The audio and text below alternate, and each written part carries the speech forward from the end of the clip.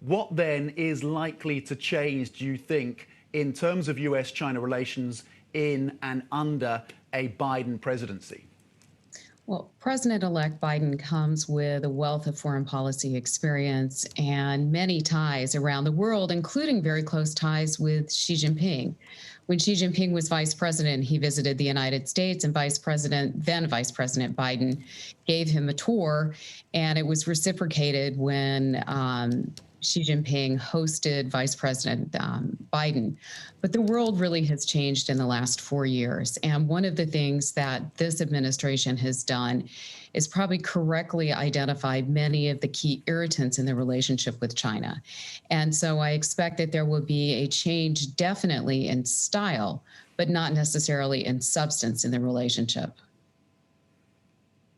Okay, and one of the key areas, of course, in terms of friction is around technology. Do we have a clearer sense of what a Biden administration would prioritize when it comes to the challenges around technology dominance?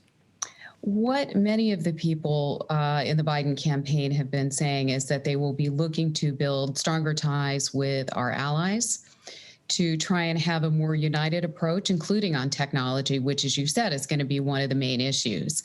Hank Paulson, our chairman, has talked about the concerns of an economic iron curtain, of which technology is very much a part of that.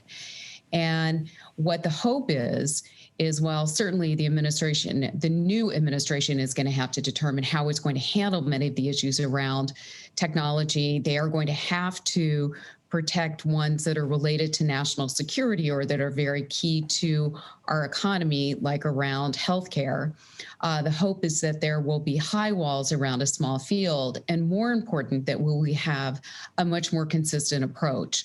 What we've seen with the Trump administration many times is an ad hoc approach, which has really put many of our companies in a position of being viewed as an unreliable supplier because of the government actions.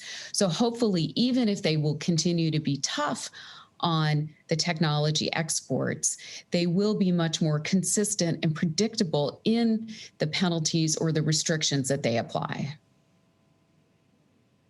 So, Deborah, David here, as a follow-up to that, do you think then these executive orders targeting specific companies, does that sort of venue or avenue of approach, does that disappear? And connected to that, you're also mentioning here the days for Chinese tech firms, and I'm going to read here, keeping their heads down are over. What does that also mean exactly? Well, I don't think the atmosphere is going to change that significantly, particularly early on, for some of the concerns that exist now. What we won't see are these poorly written executive orders that were coming out, for example, on TikTok and WeChat, that weren't taking into account many of the bigger considerations and even haven't been able to hold up in court. I think we'll see a much more predictable policy, but it doesn't mean that it's going to be necessarily easier for Chinese companies looking to invest here, technology companies, or for some of the American technologies that the companies are going to want to export. As I said, what I think we'll see is much more consistency in the policies. Deborah, just hold on a sec. We're just getting the midpoint out of the PBOC today. So the estimate here, 661.32. A little bit stronger, on the stronger side of that estimate here, 661.23. The yuan's been running hot 8 straight days now. It's been strengthening at these levels. We're strongest level here since 2.5 years. So we'll talk more about the yuan and what this might actually mean for economic policy ahead in a couple of minutes. That's later on. But have a look at where we are, 657.58. Deborah, let me bring you back in, and we'll set the yuan aside for now, maybe even set the China story aside for now. The priorities, it seems, you have two urgent issues the way things are shaping up for Joe Biden. You have an economy that's in a hole, and then obviously you also have the virus story. How soon do we really get any clarity and any sort of meat in the bones when it comes to foreign policy? Because you do have a lot of domestic issues that they have to address first and foremost. You're absolutely right. When the president takes office, he definitely is going to have to look at the issues at home. And a lot of our competitiveness globally, and particularly in competition with China, is going to be dependent on getting a lot of our domestic issues right. We have to be competitive at home if we're going to be competitive overseas.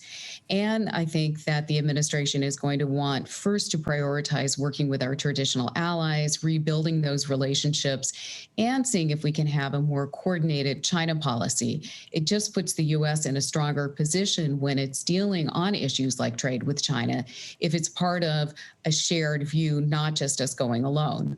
That said, I do think one of the areas that the administration has been effective is in pursuing bilateral trade talks. And the expectation is that will continue, particularly since it's going to have to, the new administration will have to show that they can make some progress on trade with China if they're going to even look at lifting some of the tariffs that are existing on Chinese products coming into the U.S. I mean, in many ways, those act as a tax really on American importers, on American companies, but the administration can't walk into office and start lifting those tariffs. It would really just send the wrong signal. Deborah, just very quickly, before we let you go, what are the risks for US and Chinese corporates between now and January the 20th? Well, the risks are the uncertainty, and the risks are that President Trump is in office until January 20th. There has been talk about the White House issuing executive orders on China, on Chinese companies. There's a concern that the president may even view that he lost the election because of China and COVID, and therefore be looking to take some punitive action, and even to put in place some policies that would be very difficult for the Biden administration to overturn upon taking office, that are very tough on China, potentially even in the human rights area. So there are going to be a number of stormy waters for companies to have to navigate through into January, and even beyond that until the Biden administration can put in place its new China policy.